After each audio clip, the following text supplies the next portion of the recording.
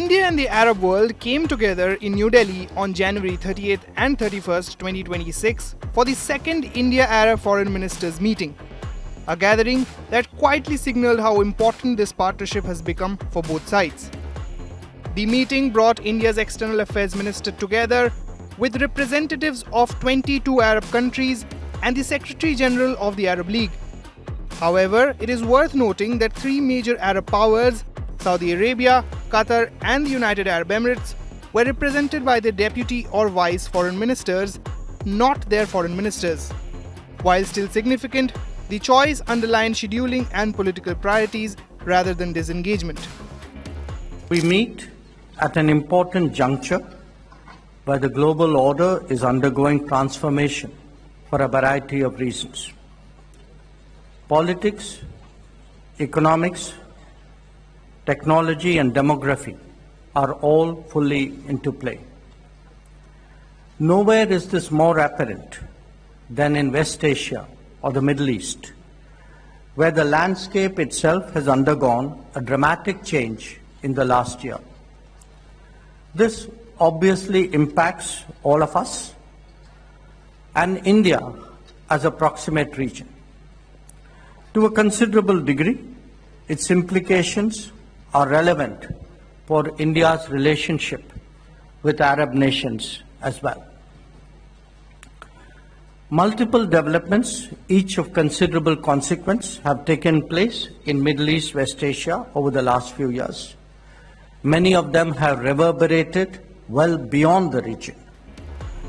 At the heart of Delhi Declaration was a clear message.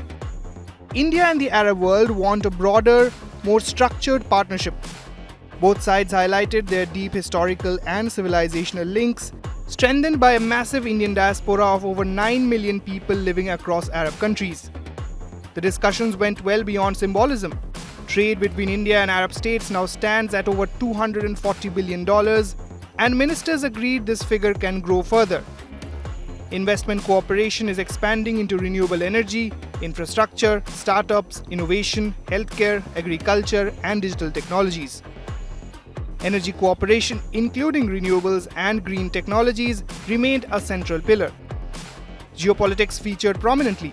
India and the Arab states reaffirmed support for multilateralism, respect for sovereignty and territorial integrity, and reforms of the United Nations Security Council, arguing that the current structure no longer reflects global realities.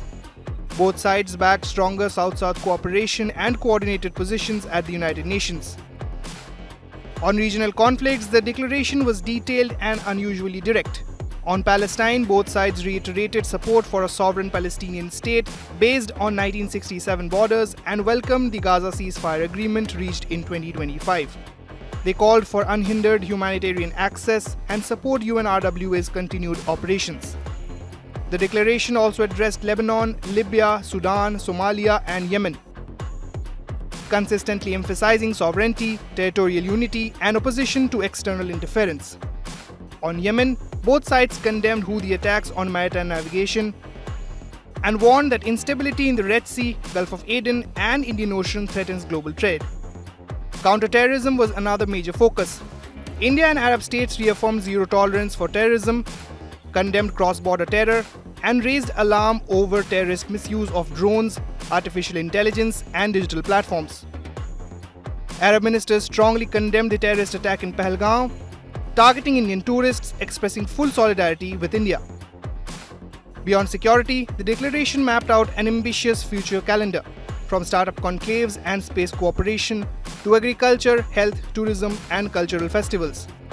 Artificial intelligence, youth exchanges, women-led development, and archival cooperation also featured prominently. Having said that, I would say since 2014, we've seen the Prime Minister have upsurged the relation between India and the Arab world to such a level that he's been awarded the highest award in every Arab country he visited. So therefore, if we can materialize and build upon those trust between the top leaders, that also gives us a good sign that India is one of the main trusted partner for the Arab world. The Delhi Declaration showed that India-Arab ties are no longer transactional. They are becoming strategic, multidimensional, and increasingly aligned on global issues, even as diplomatic signaling, such as the absence of some top foreign ministers, quietly reminds observers that geopolitics is always layered. For India and the Arab world, this meeting was less about headlines and more about locking in long-term convergence. With Farhan Khan, Bureau Report, India Today Global.